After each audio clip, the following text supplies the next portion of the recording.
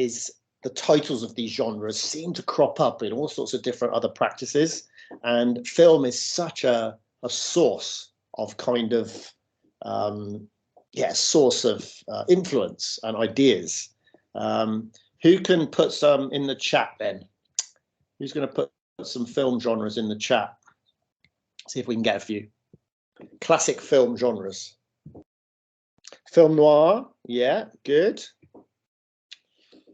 I'm going to give you 10 in a minute, the 10 top film genres. See if you can, I'm not sure we'll get up to the 10, but what other film genres are there? Western, yeah. Good. Horror, drama, yeah, great. Yeah, you're going to get all the 10, I think. Comedy, yeah. Thriller, yeah. You're good, aren't you? Good on all this. Musicals, yeah. Action, yeah. Right, I'm going to stop. You're too good at that.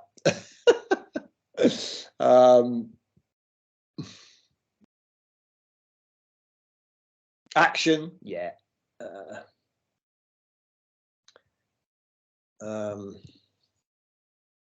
Comedy, I think you said that, pretty sure. Crime, yeah, sort of cross between thriller, drama, I guess. Documentary, no one got that one, so that's a film genre. There's another one, drama, which you got Shawshank Redemption, a classic. Horror, yeah.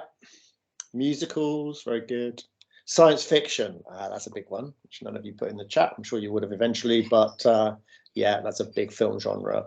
War films, again, sort of kind of action drama, but a specific genre. Westerns, yeah, very good. So yeah, that's you know, and I think this, I suppose, just a bit to say about this idea of genres is that they carry over. So if we think about some of the genres from painting, they're very prevalent in other. So original, you know, in painting we had still life, for example, or we had landscape. Portrait, they came out of painting, didn't they? Came out of original. They carried on through different practices. It's not. I don't think it's. I'm not saying it's always a great thing to have these labels, but they're very sort of pervasive, and they can be useful, but they can actually be a bit of a hindrance. Okay, postmodernism. So let's have a look at that one. Leap ahead, global 1960s. Let's have a look at the emergence of postmodernism. This is a very slippery term.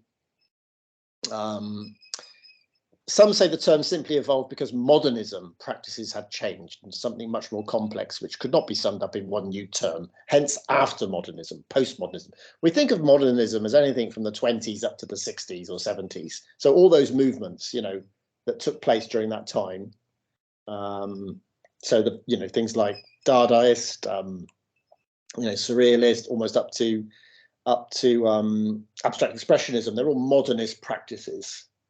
Okay, so it's a big period of modernism, and the sort of thing. These are the things we could say about modernism. Certain underlying principles that define modernist art.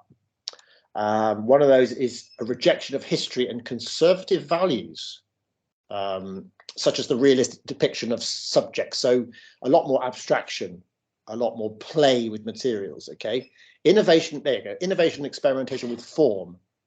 So the shapes, colours, and lines with a tendency towards abstraction. This is modernism.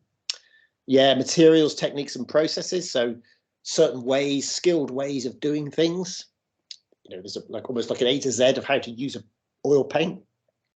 And this is classic modernist work. So Miro's, you know, fantastic works. Miro's Ciphers and Constellations, playful use of materials and media. It's all about shapes. It's all about form. Henry Moore's reclining figure sculpture, again, a very formal piece, all about form. This is what we'd call modernist practice. Okay, and a postmodernist practice, this will like to look like this. So Jenny Holt says, "Protect me from what I want." On the left, it's a huge neon sign of text situated in the center of New York, I think. And then, of course, Jeff Koons' kitsch sculpture of a sort of iconic, well, a kind of iconic figure from popular culture, Michael Jackson and Bubble. So we can see the difference. You know, this is all about materials. It's all about form.